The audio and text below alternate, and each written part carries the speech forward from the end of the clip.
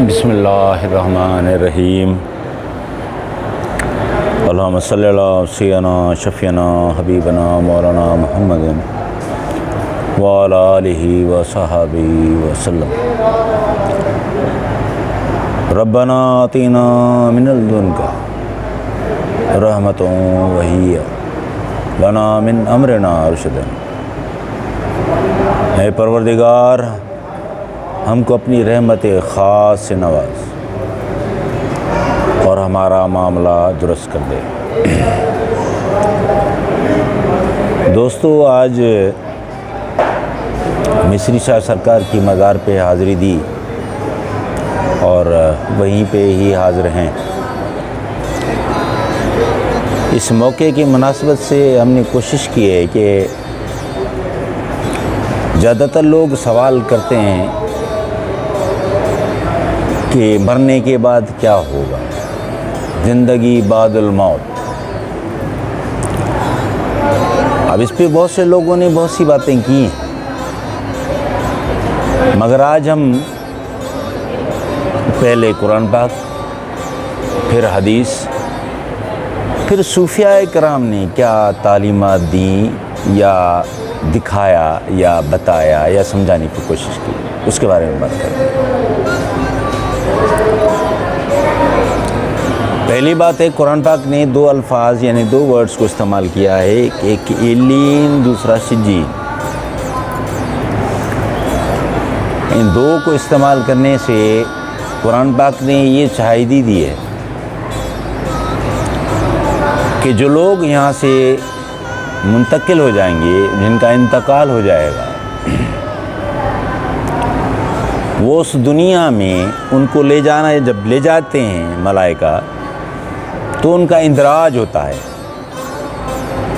कहा कि इल्लीन सिज्जीन कोई जगह नहीं, मगर आप दफ्तर समझ लें, किताब समझ लें, इंदराज का निज़ाम समझ लें। इल्लीन सिज्जीन दो ऐसी जगह हैं जहाँ पे इंदराज होता है रूहों का, जो सही है, जो गलत है। यानी कि एक जो गुनाहगार है, एक जो मोमिन की रूह है, दोनों की एंट्री होती है, उनका इंदराज होता है। कुरान इस बारे में बताते हैं।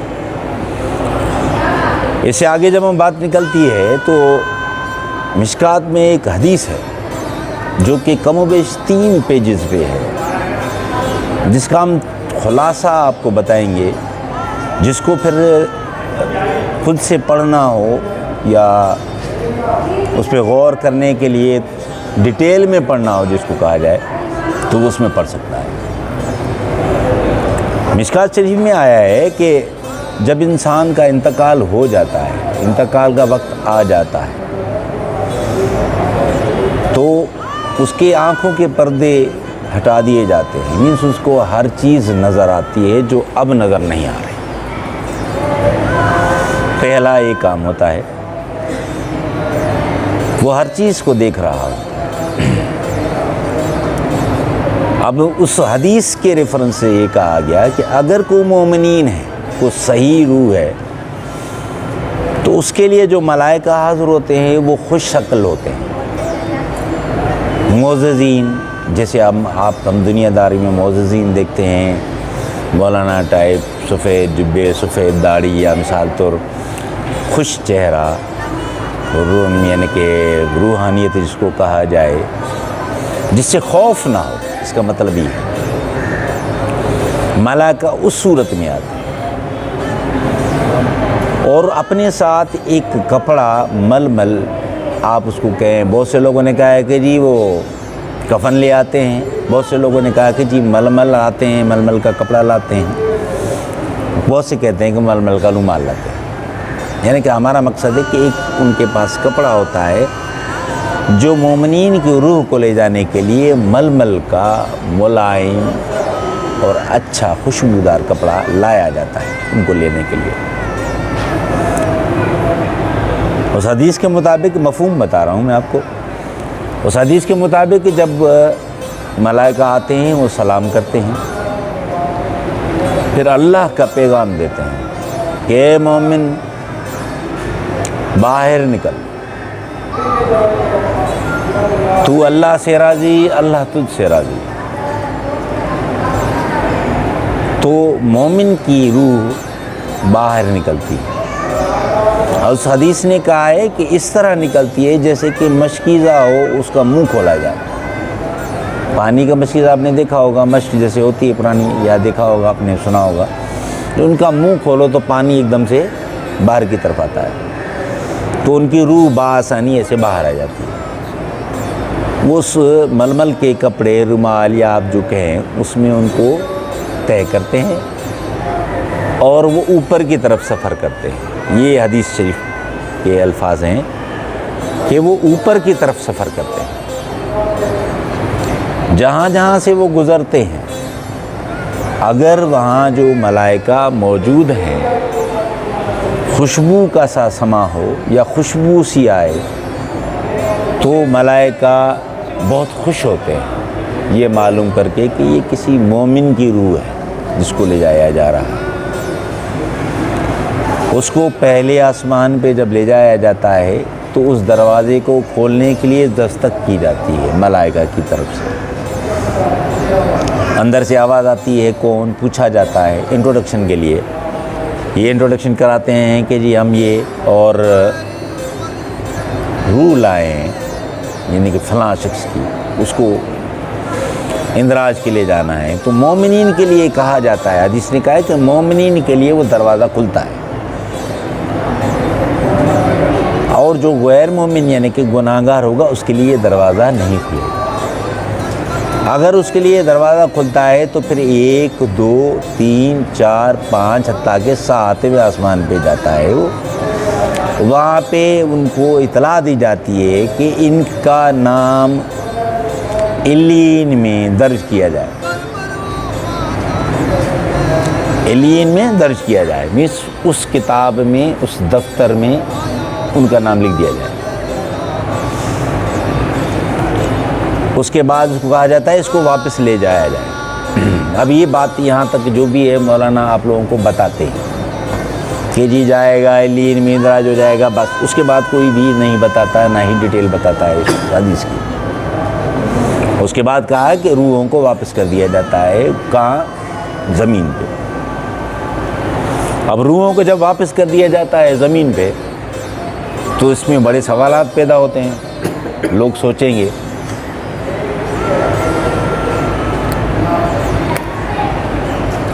ایسے ہی برعکس غیر مومن کی اگر روح نکالی جاتی ہے تو اس کے لیے کہا ہے حدیث نے کہ ملائکہ جو ہوتے ہیں خوفناک صورت کے سے دکھتے ہیں، اس ٹائم خوف ستاری ہوتا ہے، دیکھنے والا ڈر جاتا ہے، اور اس سے جب وہ میسج پہنچاتے ہیں کہ نکلو باہر، بلاوا آیا ہے تمہارا، تو وہ جو کپڑا ابھی ہم نے کہا تھا کہ مومنین کے لیے ململ کا کپڑا، خوشبودار کپڑا، اس طرح کا نظام بنایا ہوتا ہے، مگر اس کے لیے حدیث نے کہا ہے ٹاٹ کا کپڑا، پرانا، جو زمین پہ آپ صفائی کے لیے استعمال کرتے ہیں، پیر کے لیے استعمال کرتے ہیں، دیکھا ہوگا، سخت سا کپڑا، خراب سا کپڑا، اس طرح کا کپڑا لایا جاتا ہے۔ وہ جب کہا گیا ہے بڑی مشکل سے وہ روح نکلتی ہے، بڑی مشکل سے مطلب یہ ہے کہ وہ خوف کے مارے باہر نہیں آتی۔ حدیث میں یہ بھی الفاظ استعمال ہوئے ہیں کہ ان کو ڈبکی لگا کے ملائکہ ان کو نکالیں گے، مینس اس کے جسم میں پیوست اندر جا کے ان کو باہر نکالیں گے، وہ نکلے گی نہیں، اس زور کی وجہ سے مشکل پیش آتی ہے جو غیر مومن ہے اس کی روح کو۔ جب اسے باہر نکالا جاتا ہو تو حد درجے کی بدبو پھیل جاتی ہے، ملائکہ اس کی روح کی بدبو کو محسوس کر کے وہ سمجھ جاتے ہیں کہ یہ گناہ گار کی روح، کسی مومن کی روح نہیں ہے۔ تو جتنے بھی راستے میں ملائکہ ملتے ہیں وہ اس پہ لعنت کرتے ہیں، ٹھیک ہے، کہ جی یہ اتنی خراب روح یا ایک گناہ گار کی روح ہے جو یعنی کہ اللہ کے احکامات سے دور رہا، اللہ کی بات نہیں مانی، دنیا میں اپنی مان مانی کرتا رہا۔ تو ایسے لوگوں کے لیے ایسا ہی ہوتا ہے، ان کو جب پہلے دروازے پہ لے جایا جائے گا، دستک کی جائے گی تو وہ دروازہ کھلے گا نہیں، حدیث کہتی ہے کہ مومنین کے علاوہ وہ دروازہ کسی کے لیے نہیں کھلتا. پھر آواز آئے گی کہ اس کا نام سجین میں لکھا جائے اور اسے واپس کر دیا جائے، یعنی کہ اندراج اس کا سجین میں ہو گیا، اس کا علین میں، اس کے سجین میں. ہم نے بتایا کہ قرآن کہتا ہے کہ 2 دفاتر ہیں، 2 بک ہیں یا 2 کتابیں ہیں جہاں پہ اندراج ہوتا ہے. دونوں کا اندراج ہوگا، اسے واپس لے آئے. جب واپس لے آتے ہیں تو اب بات شروع ہوتی ہے. یہ لوگوں نے آج تک کسی نے بتانے کی کوشش ہی نہیں کی. حدیث میں اس میں ہے کہ واپس لایا جاتا ہے، پھر وہ دیکھتا ہے.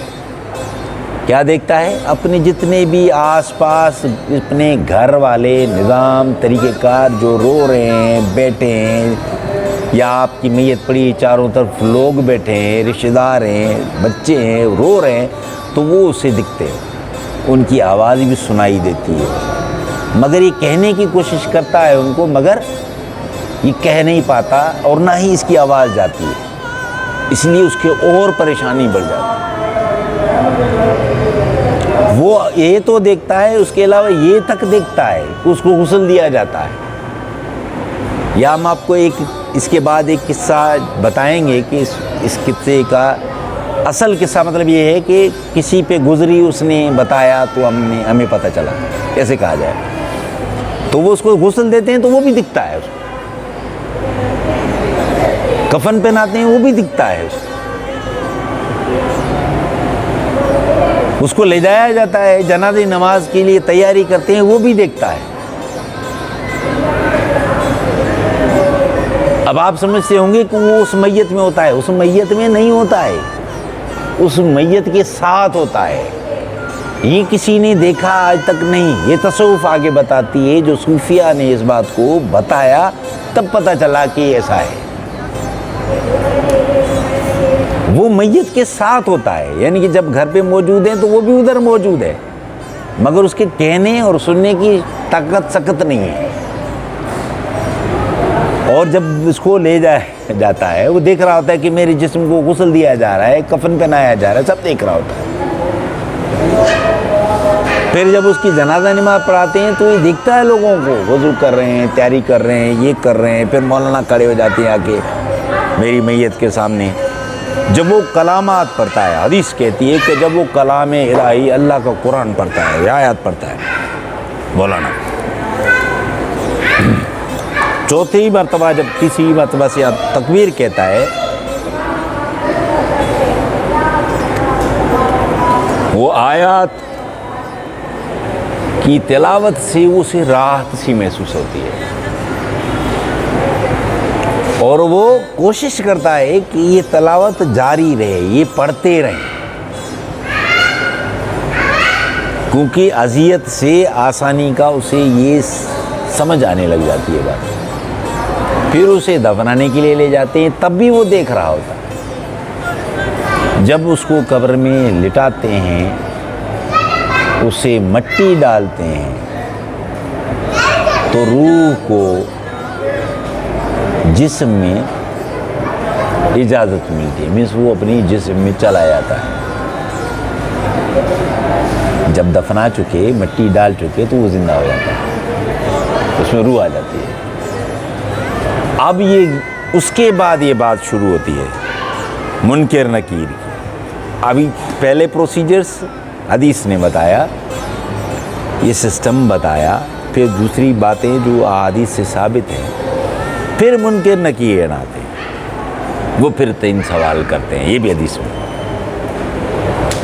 من ربو کا، پھر آپ جو تینوں، کہ آپ کا رب کون ہے، آپ کا دین کیا ہے، آپ کا رہنما رہبری، آپ کا نبی کیا، کون ہے. یہ سوال ہوتا ہے.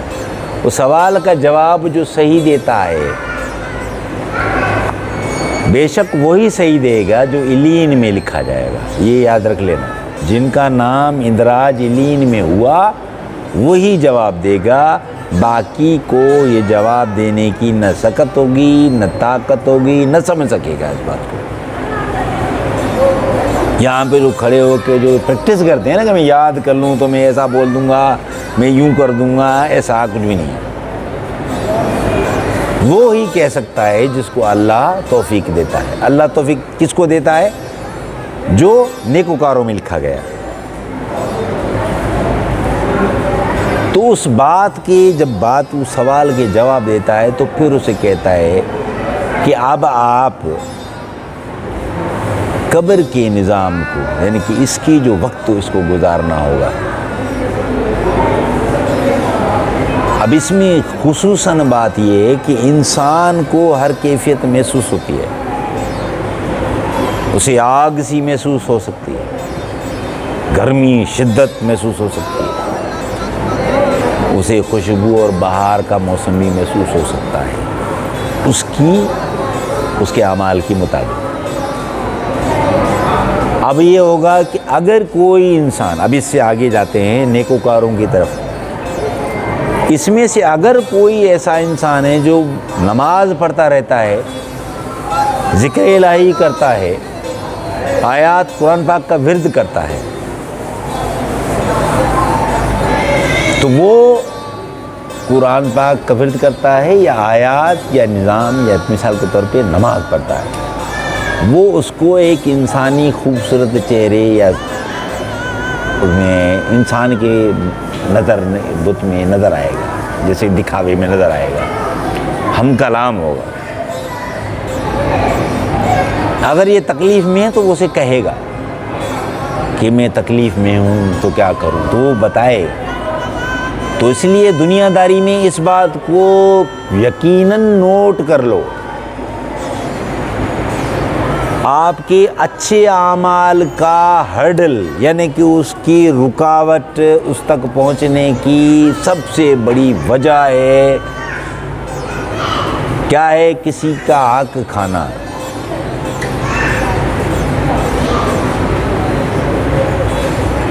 آپ نے کسی کے پیسے کھائے ہیں ادھار کی مد میں، کاروبار کی مد میں، کسی اور مد میں، یہ تب تک جب تک کلیئر نہیں ہوگا آپ کو جتنے اچھے اعمال کیے ہیں ان تک پہنچ نہیں سکتے، ان کی کیفیت تک، اس کے فائدے تک پہنچ نہیں سکتا انسان۔ پہلا کام اس پہ یہی ہوگا۔ تو لہٰذا یہ حدیث میں ہے، خوش نصیب ہیں وہ لوگ جنہیں اللہ اتنی مہلت دے دے کہ وہ موت سے پہلے اپنی ساری چیزوں کو دوسروں کو دے دے، منسوب کر دے۔ سمجھ آئی؟ تو یہ جو ہم حق تلفی کرتے ہیں، حق کھا جاتے ہیں نا اپنے، پرائے، اس کے، غریب کے، بڑے بڑے لوگوں کے، اس کا پہلے جواب دینا پڑے۔ اب اس میں بہت سے مغالطے ہیں، بہت سے لوگ سوال کرتے ہیں کہ اب روحیں آتی ہیں کہ نہیں آتی ہیں۔ ابھی اس بات کا سوال کا جواب ہے کہ جو سارے لوگ یہ سوال کا جواب کرتے ہیں ہر جگہ پہ، بہت سے لوگوں نے یہ سوال کیا ہے، کیا کہتے ہیں؟ ارے سر وہ اصل میں کیا ہے، روح آتی ہیں کہ نہیں آتی ہیں؟ وہ ایک کہتا ہے آتی ہیں، وہ کہتا ہے آ ہی نہیں سکتی۔ یہ بڑا معمہ ہے، اس کو کوئی حل کر ہی نہیں سکتا، کوئی متفق ہوتا ہی نہیں ہے۔ مگر جان لو کہ یہ اس کا حل اللہ نے اس طریقے سے بتایا ہے۔ یہ آپ کو مومنین، اہل ایمان، تصوف کے لوگ جو اس بات کو دیکھ کے جانتے ہیں، یہ وہ لوگ بتا سکتے ہیں جو کہتے ہیں موتو قبل ان تموتو، مرنے سے پہلے۔ جو اس پروسیس سے گزر چکا ہے وہی بتاتا ہے۔ یہ راز سینے کا ہوتا ہے اور اہل علم کو ہی دیا جاتا ہے۔ عام آدمی اس کو نہ دیکھ سکتا ہے نہ سمجھ سکتا ہے، سنے گا، ہاں بولے گا، کل کو پھر جائے گا، دوسرے کی بات سنے گا، اس کو یقین ہی نہیں آئے گا دل پہ۔ کیوں؟ کیونکہ اس پہ نہیں ہے۔ بتا ہم اس لیے رہے ہیں کہ میں بھی ہو سکتا ہے کسی انسان کی سوچ بات ادھر تک جائے تاکہ اسے آگہی ہو۔ ٹھیک ہے بھیا؟ اصل مسئلہ ہوتا ہے جب وہ میں نے کہا کہ تلاوت قرآن پاک یا جو نماز یا ذکر الہی کیا ہے، وہ کہتا ہے کہ اگر یہ جو تم نے ادھار لے رکھا ہے یا یہ جو تم میں ہرڈل ہے اس بات کا، یہ حق تلفی والا معاملہ، یہ اللہ کہتا ہے میں بخشوں گا تب تک نہیں جب تک کہ وہ خود نہ بخشے۔ کون؟ جس کے ساتھ آپ نے کیا ہے جب تک کہ وہ خود نہ بخشے۔ پھر یہ التجا کرتا ہے کچھ راستہ ہونا چاہیے، کچھ مہربانی کا راستہ نکلنا چاہیے۔ وہ کہتے ٹھیک ہے دیکھتے ہیں۔ پھر تصوف میں یہ بات آئی ہے بات کہ اللہ تبارک و تعالیٰ وہ جو عبادت جو اسے سامنے پیش ہوتی ہے اسے یہ آگے دینے کی کوشش کرتے ہیں، یعنی وہاں تک آ جاتی ہے بات کہ تمہارے پیچھے جو تم چھوڑ کے آئے ہو، تمہارے پیچھے جو تم چھوڑ کے آئے ہو، وہ ان کردہ جات کو اسے بتایا جائے تو وہ اس کو دے گا، بخشوائے گا یا اس کا حل کر سکے گا؟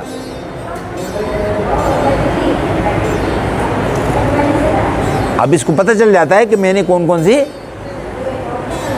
حق کھائے ہیں یا کتنے کتنے میں نے اس میں جو ہے نا نقصانات کیے ہیں، اس کو بتایا یہ تو کہا کہ کوئی ہے تمہارا اس کے پیچھے والا جس میں یہ بات ہو کہ وہ کر سکے، تو پھر یہ سوچے گا کہ یار میں کیوں نہ بیٹے کو بتا دوں، پھر کہے گا یار بیٹا شاید یقین نہ کرے۔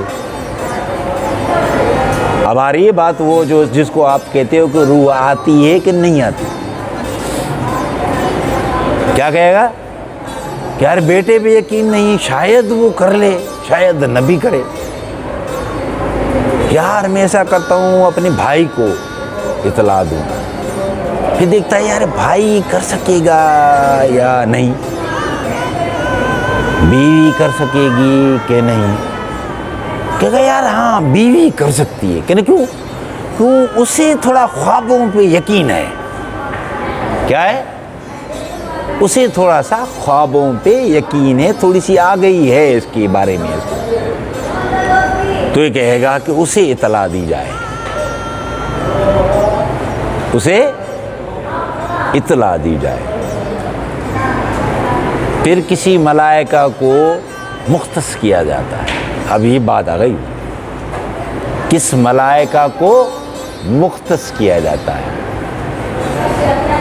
تو روح اٹ سیلف ملائک ہے، ملائک اٹ سیلف روح ہے۔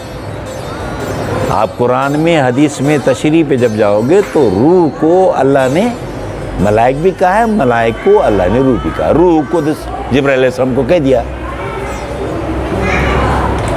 بھائی روح قدس کہا نا، جبرائیل علیہ السلام بھی کہا، تو کیا کیا اس نے؟ اللہ تبارک و تعالیٰ اپنی مہربانی سے اس کو چانس دیتے ہیں، یعنی کہ اس کو فیور کرتے ہیں اس کی عبادت کے پیچھے کے صلے کے چکر میں، کہ یہ مومن ہے، اس کو ایک رکاوٹ آ گئی ہے، اسے اگر پار کیا جائے تو یہ اچھائی تک پہنچ سکتا ہے، تو پھر اس کو خواب میں دکھایا جاتا ہے، کس کو؟ جس کو اس نے سمجھا ہے کہ یہ میری بات کو رکھے گا، سمجھے گا یا اس پہ عمل کرے گا، پھر وہ بات ہوتی ہے، اس کو خواب میں آتا ہے، اب اسے خواب میں آئے گا تو کیا کہے گا اسے؟ وہ راست پہ انٹرپریٹ کیسے کرے گا؟ ایسے بھی ہو سکتا ہے کہ جی وہ سیڑھی چڑھ رہا ہے، اس کو رکاوٹ آ گئی، آگے نہیں جا پا رہا،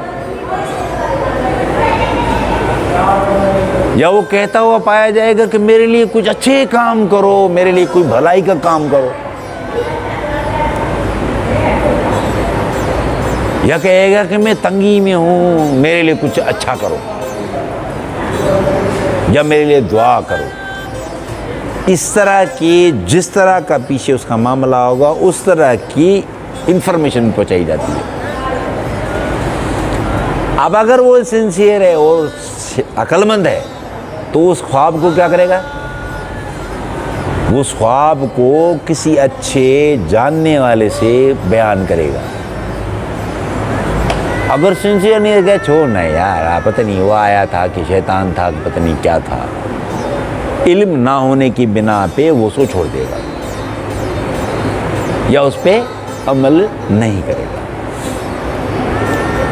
اگر تو اس نے اس کی بات کو آگے بڑھایا، خواب کو کسی کو بتایا، اس نے اسے گائیڈ کیا کہ بھیا اس کے بارے میں اس کے رشتہ داروں دوستوں میں پوچھ لو کسی کا اس پہ قرضہ تو نہیں، کوئی سے ناراض تو نہیں جس کی کوئی حق تلفی کی ہو اس نے۔ اپنے رشتہ داروں اور دوستوں اور حلقہ احباب میں ان سے پوچھو، جو ان سے ملے ان سے یا تو آپ دے کے معاملہ ختم کرواؤ یا اس سے بخشوا دو اسے۔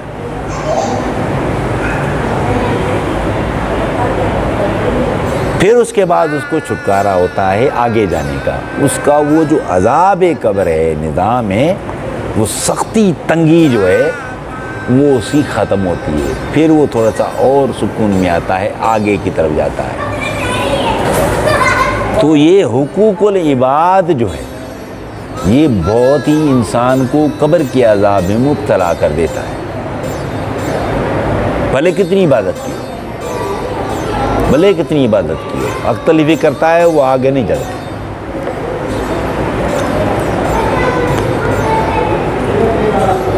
ابھی اس زمانے میں بہت سے لوگ کہیں گے بھئی یہ قبر کا عذاب کہاں سے لیا ہے؟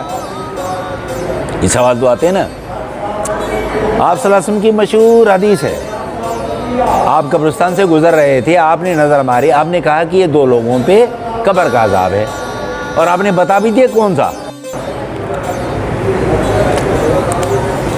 وہ قبر کا عذاب کیا ہے بتایا کہ ایک کو قبر کا عذاب کس وجہ سے ہے کہ طہارت نہیں رکھتا تھا، پیشاب کرتا، کپڑے کا، طہارت کا، وضو کا خیال نہیں کرتا تھا، بشرطے کہ اس کو پیشاب کا پرابلم تھا، مگر طہارت نہ رکھنے کی وجہ سے یہ کس میں مبتلا ہے؟ سزا میں مبتلا ہے، قبر کے عذاب میں مبتلا ہے۔ اب ہم لوگ کیا کرتے ہیں؟ کبھی احساس کیا ہے اس بات کا؟ نہیں کیا۔ دوسرا کا ہے، دوسرے کا کہ چغل خور،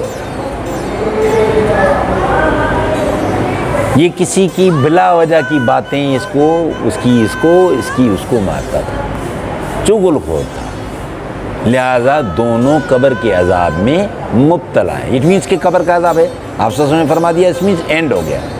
دوسرا آپ نے کہا کہ وہ روح، اس کا مطلب ہے قبر میں موجود ہے، یہ بھی گواہی ہوگی کہ واپس آ گئے۔ یہ جو کہتے ہیں نا علین میں چلا گیا تو وہ سجین میں چلا گیا، یہ کچھ اور میٹر ہے۔ پھر آگے جب ہم بات کہیں گے وہ ہے عالم برزخ۔ عالم برزخ کیا ہے؟ یہ اٹ سیلف ایک بڑا جملہ، بڑا سوال ہے۔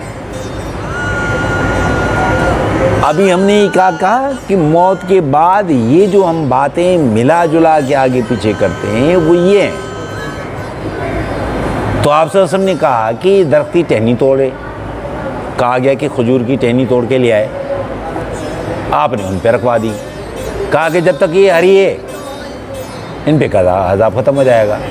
اس کا مطلب کیا ہے کہ دنیا میں جتنی بھی چیز سرسبز نظر آتی ہیں وہ ذکر الہی کی وجہ سے، ایسے ہی انسان بنجر ہو جاتا ہے جو ذکر الہی نہیں کرتا، جیسے ٹہنی سوکھ جاتی ہے، درخت سوکھ جاتا ہے۔ ہم لوگ کیا کرتے ہیں؟ ہم سمجھتے ہیں کہ جی اس سے کوئی فائدہ ہی نہیں ہے، اس سے کیا ہو جائے گا۔ تو کیا ثابت ہوا کہ جو ذکر الہی سے عذاب رک جاتا ہے۔ سمجھنے کی کوشش کرو، اگر یہ حدیث کو کوئی بھی پیش کرے تو اس کا مطلب کیا ہے؟ کہا کہ ذکر الہی کی وجہ سے اس سے عذاب رک گیا،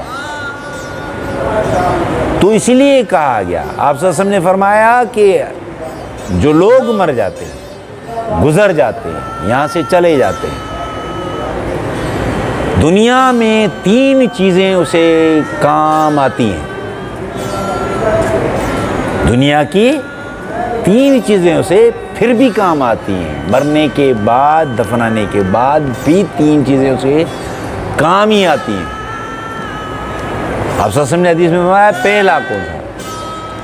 پہلا کہا کہ صدقہ جاریہ، صدقہ جاریہ میں یہ بھی ہو سکتا ہے کہ آپ نے مسجد بنا دی، پانی مہیا کر دیا، کسی کا کھانے کا انتظام کر دیا، کوئی پھل فروٹ والا درخت لگا دیا، کوئی اچھا درخت لگا دیا چھاؤں کے لیے، کوئی راستہ بنا دیا، جب تک وہ ہے صدقہ جاریہ ہے۔ اگر صدقہ جاریہ اس نے چھوڑا ہے پیچھے تو قبر میں اس کو عذاب سے بچائے گا، اس کو فائدہ دے گا مسلسل۔ دوسرا کہا کہ نیک و صالح اولاد، جس کی چھوڑی ہی اولاد نیک و صالح ہے، اس کے لیے دعا گو ہے، قرآن کے بھلے ایک ہی آیت پڑھ کے وہ اس کو کہتے ہیں نا کہ ثواب کے طور پہ اس کے لیے مختص کرنا یا ثواب کے لیے اس کو دعا مانگنا، تو وہ اس کو فائدہ دیتی ہے۔ یہی میں نہیں، آپ صلی اللہ علیہ وسلم نے فرمایا، یہ حدیث ہے۔ تو نیک صالح اولاد بھی ایسا ہی ہے جیسے کہ اس کی اولاد مسلسل اس کے لیے دعا کر رہی ہے۔ اب اس سے ریورس بھی ہو سکتا ہے، اولاد دنیا میں نہ ہو اور اس کے والدین زندہ ہو۔ یہ بہت ہی ضروری بات ہے، اس بات کو غور سے سنو۔ یہ وہ کام ہے جو اللہ نے کہا ہے کہ حضور صلی اللہ علیہ وسلم نے فرمایا حدیث میں کہ اسے مسلسل فائدہ دیتی ہیں۔ تیسرا کہا کہ کوئی علم جو ہے اگر وہ پیچھے چھوڑ آیا ہے، کوئی علم جو وہ پیچھے چھوڑ آیا ہے، علم آ گئی جو پیچھے چھوڑ آیا ہے، وہ ریٹن میں ہے تو اس کے طالب ہے، تو وہ کیا ہے، علم جب تک پریویل کرتا ہے، رہتا ہے، اس کو پڑھا جاتا ہے، تب تک کیا ہوتا ہے، تب تک وہ اللہ تبارک و تعالیٰ اس کو نیکیوں کا اجر دیتا ہے۔ تو زندگی میں ہمیں کرنا کیا چاہیے؟ ہم صرف یہ کہتے ہیں کہ جی بڑی گاڑی ہونی چاہیے، گھر ہونا چاہیے، دولت ہونی چاہیے، فلاں ایسی لگے ہونے چاہیے، یہ کام ہونا چاہیے، آشائشیں تو ڈھونڈتے ہیں ہم لوگ، مگر کبھی ہم نے یہ نہیں سوچا کہ ہم جس سفر پہ جائیں گے اس سفر کے لیے ہم نے کیا کیا ہے۔ اگر انسان سمجھدار ہو جائے اور یہ تین چیزوں میں سے کسی ایک چیز کو بھی اپنے لیے مختص کر دے اس دنیا میں، تو وہ اس کو پیچھے مسلسل اس کو نیکیاں اور اس کو فائدہ دیتی رہتی ہے۔ تو لہٰذا ہم عالم برزخ کو بعد میں کسی کلپ میں آپ کو بتائیں گے، کیونکہ ٹائم تھوڑا سا محدود ہوتا ہے، تو اس لحاظ سے عالم برزخ پھر اس سے ہٹ گئے ہے۔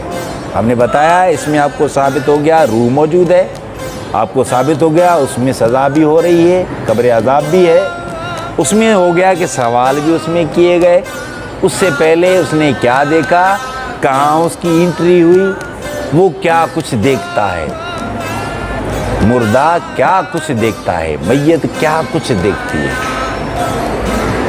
اب عالم برزخ اس سے علیحدہ بات ہے، لہذا کسی اور کلپ میں ہم اس پہ بات کریں گے۔ اور میری سب سے یہ گزارش ہے، جو بھی سنیں اس بات کو، 24 گھنٹے میں سے صرف 10 منٹ، 24 گھنٹے میں سے صرف 10 منٹ جو لوگ اللہ کی آیت سورہ فاتح اور قل واللہ کو پڑھ کر اگر وہ اپنے جو گزر گئے ہیں ان کے لیے دعا کرے، صرف 10 منٹ روز کا معمول بنا لے، تو اس سے کئی گنا زیادہ اس کے جو گئے ہوئے مسئلے مسائل پرابلم عذاب میں پھنسے ہوئے ہیں، اللہ ان کو اس دعا کے بدلے میں اسے بخش دے گا، اسے آسانی پیدا کرے گا، اسے اسی بڑی پریشانی۔ اور آپ نہیں اس بات کو سمجھ سکتے جو صوفیہ نے بتایا کہ اس آگ سے نجات دلا دے گا جو آگ اس کے چاروں طرف اس کو جھلساتی ہے، اس کو تنگی میں ڈالتی ہے، اس کو پریشانی میں ڈالتی ہے۔ تو تو لہٰذا میں سب سے یہ گزارش کروں گا کہ اپنے پیاروں کے لیے، چاہے والدین ہوں یا آپ کی اولادیں ہوں یا آپ کے رشتہ دار ہوں، ان کے لیے 10 منٹ آپ رات کو سونے سے پہلے دعا اس کے لیے ضرور کریں۔ آپ کو اتنا نہ پیسہ لگے گا، نہ ٹائم لگے گا، نہ تنگی ہوگی، نہ پریشانی ہوگی، مگر جن کو ضرورت ہے ان کے لیے یہ جس میں زندگی میں امرت کام کرتی ہے، ان کی روحوں کے لیے اتنا بہترین اللہ ان کو اجر دیتا ہے۔ تو کوشش کرو کہ ہم ایسا کریں تاکہ ہمارے جتنے بھی جو گزر گئے ہیں ان کو فائدہ ہو۔ اور دوسری بات یہ ہوتی ہے کہ سوال تو ذہن میں بہت پیدا ہوتے ہیں لوگوں کے، گمان بھی بہت ہوتے ہیں، مگر وہ کبھی بھی حدیث قرآن کی بات کو اپنے دل میں بٹھانے سے ڈرتا ہے۔ کیوں؟ کیونکہ شیطان پرویل کرتا ہے، شیطان موجود ہے، اسے وسوسے دیتا ہے، ارے ایسا نہیں ہوگا، شاید ایسا ہوگا، ارے نہیں یار ایسا نہیں، ایسا ہے۔ کیا کرے گا؟ اسے وسوسے ڈالے۔ جس کو دل میں وسوسہ آ جائے تو سچی بات کو بھی گمان کر کے برا یا غلط سمجھنے لگ جاتا ہے۔ تو ہمیں اس سے بچنا چاہیے، اور 10 منٹ اپنے جو گزر گئے ان کے لیے دعا لازم کریں، طہارت میں رہیں، کسی کا حق نہ کریں۔ ہمیشہ یاد رکھو، کوشش کیا کرو، اگر کسی کے آپ کی طرف پیسے نکلتے ہیں، آپ دے نہیں پاتے تو بھی اسے بخشوا لیں، ہے بھائی، اسے معاف کروا دیں۔ مگر یہ چھوڑ دینا کہ بے یار اس کو کیا پتہ بھول گیا ہوگا، یہ کبھی نہیں کرنا۔ مثقال ذرۃ خیر یرا، اللہ نے کہا ہے کہ ذرے ذرے کا حساب ہوگا۔ یہ بھول جاؤ کہ ہمارے یہاں لوکل لینگویج میں لکھے جاتے ہیں نا، اس کا لکھا اس کا بھول گیا، نہیں، ایسا نہیں، وہاں ذرے ذرے کو لکھا جاتا ہے۔ تو لہٰذا کوشش کرو کہ ان چیزوں سے دور رہو، اور جو انسان کسی کا حق کھاتا ہے وہ نیکی کو نہیں پہنچ سکتا، وہ نیکی کو نہیں پہنچ سکتا، اس کے لیے آگے دیوار ہے۔ تو لہٰذا اس کا خاص طور پہ خیال کیا کرو، اور ہمیشہ دعا کیا کرو کہ اللہ ہمیں ایمان کی زندگی، ایمان پہ موت عطا کر۔ لا الہ الا اللہ وحدہ لا شریک لہ، لہ الملک ولہ الحمد وہو علی کل شیء قدیر۔ اس کا ورد کرو، جو اس کا ورد کرتے ہوئے اس دنیا سے چلا جاتا ہے، وہ حدیثوں میں جا کے پڑھ لے کہ اس کے کتنے درجات بلند اور اس کو کتنی مصیبتوں سے چھٹکارا مل جاتا ہے۔ تو لہٰذا کوشش کرو اس بات کا، اور امید کرتا ہوں کہ سارے لوگ اس بات کو ذہن میں رکھیں گے، دل میں رکھیں گے، اور کوشش کریں گے اس کو کرنے کی، تاکہ یہ ہمیں کام ہماری اولادوں تک جائے اور ہماری اولادوں سے ان کی اولادوں تک جائے، تو یہ ہمیں نیکیوں کا سلسلہ ہمارے لیے جاری رہے۔ تو دعا کرتے ہیں اللہ ہم پہ اس پہ ثابت قدم رکھے گا۔ ربنا آتینا فی الدنیا حسنۃ وفی الآخرۃ حسنۃ وقنا عذاب النار، اللہم اجرنا من النار، اللہم اجرنا من النار۔ ان اللہ وملائکتہ یصلون علی النبی یا ایھا الذین آمنوا صلوا علیہ وسلم تسلیما، اللہم صلی علی سیدنا شفیعنا حبیبنا مولانا محمد وعلی آلہ وصحبہ اجمعین بعدد خلقہ۔ یا رسول اللہ، یا رسول اللہ، یا رسول اللہ، گر قبول افضل زید و شرف، گر قبول افضل زید و شرف۔ مولا بچا ہمیں ہر مصیبت پریشانی سے، بیماریوں سے، وباؤں سے بچا میرے مولا، تو مالک، تو کریم، تو وارث۔ رب لا تذرنی فردا وانت خیر الوارثین، رب لا تذرنی فردا وانت خیر الوارثین۔ مولا تو بہترین وارث ہے، مولا تو بچا ہمیں مصیبتوں سے، مالک تو کریم غفور رحیم۔ مولا تو رزق عطا کر، مولا تو سان کی بیماریوں کو بچا، نیک خواہشات کے پورا فرما۔ ان اللہ و ملائکتہ یصلون علی النبی یا ایھا الذین آمنوا صلوا علیہ وسلم تسلیما، اللہم صلی علی سیدنا محمد وآلہ وصحبہ اجمعین بعدد خلقہ۔ گر قبول افضل زید و شرف، باقی لا الہ الا اللہ محمد رسول اللہ صلی اللہ علیہ وآلہ وسلم۔